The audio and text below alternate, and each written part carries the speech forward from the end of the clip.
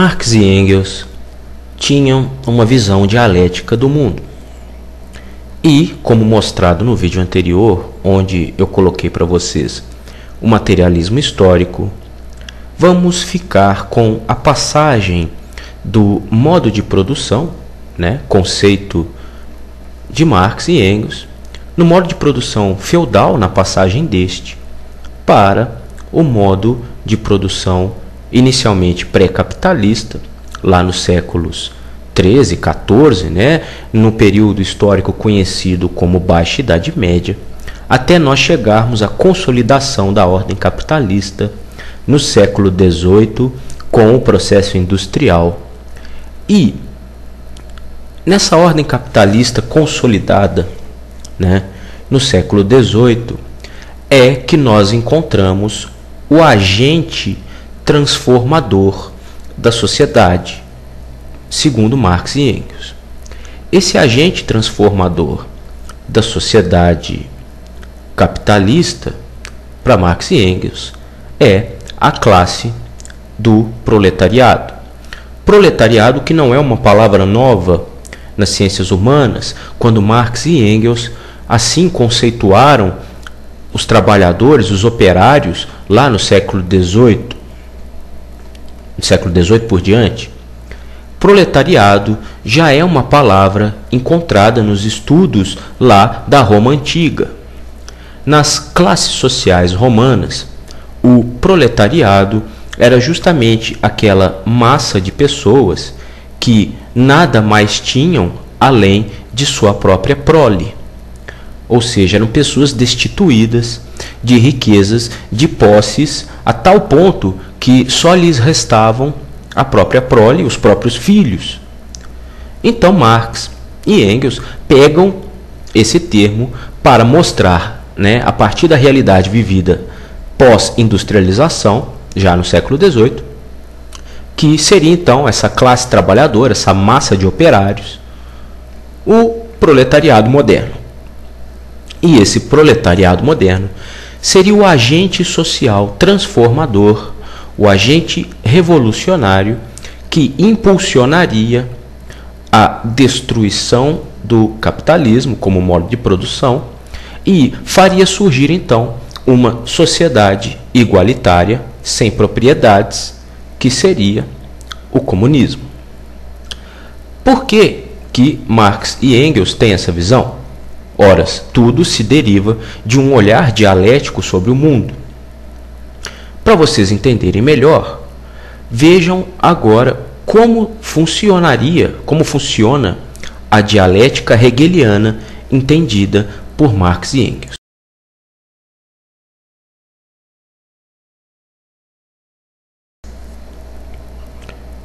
Então, essa é a dialética hegeliana. Nós temos dois elementos, uma tese e uma antítese. Antítese, que é uma contradição da tese, é uma força que, justaposta à tese, produz então, de maneira dialética, um novo elemento, mesmo que carregando aspectos dos elementos constituintes, que seria a síntese. Mas, como Marx e Engels aplicam essa ideia puramente filosófica de Hegel em seu materialismo histórico? Ora, pegando o exemplo do feudalismo, que é um modo de produção histórico para Marx e Engels, o feudalismo produziu então, no auge do seu desenvolvimento, alguns aspectos, alguns fenômenos contraditórios, que seriam as suas antíteses.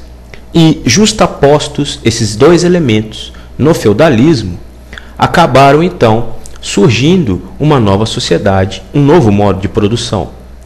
Ou seja, quando o feudalismo se desenvolveu, todas as suas forças produtivas, meios de produção, relações de produção, acabou gerando antíteses, forças contrárias, que fizeram surgir novos meios de produção, novas forças produtivas, novas relações de produção, dando origem a um novo modo de produção, que é o capitalismo, processo pelo qual se consolidou no século XVIII com a industrialização. E para Marx e Engels, isso segue. Os fenômenos históricos puramente dialéticos seguem adiante dentro da ordem capitalista. E isso denota o seguinte, que vai surgir no pleno desenvolvimento do capitalismo elementos antitéticos, elementos contrários, contraditórios, que agirão como destruidores, como agentes revolucionários do capitalismo e que transformariam então o capitalismo numa nova sociedade, uma sociedade igualitária, sem propriedade, que é a sociedade comunista. Para Marx e Engels, essa contradição, esse elemento antitético que produziria a revolução e o comunismo seria a classe proletária. Proletariado que seria esse agente transformador. E, para Marx e Engels, vendo não só o fenômeno encontrado no capitalismo da classe proletária, para Marx e Engels, a própria história é uma história marcada por luta de classes, pois serão essas lutas de classe que mostrarão para os dois, para Marx e Engels, que existe sim um movimento dialético na história. No caso do capitalismo, essa luta de classes é representada por duas classes específicas. Uma classe que detém os meios de produção, uma classe que concentra capital em seu poder, uma classe que vive da obtenção do lucro e que, na linguagem econômica de Marx, é a mais-valia. É a classe burguesa. Burguesa porque tem origem na palavra burgos, que significavam as cidades medievais.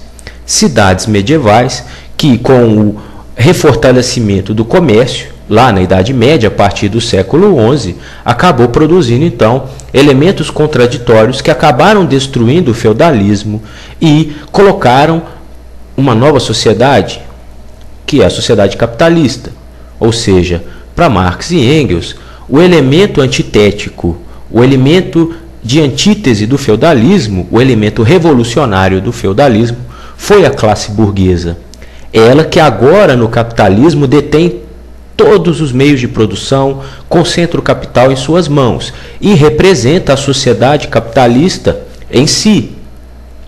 Então esta classe burguesa vai entrar então em confronto com um elemento contraditório ao sistema capitalista, que é a classe do proletariado, que trabalha e que só tem como único bem a sua força de trabalho, a sua capacidade para trabalhar. Não tem bens nenhum.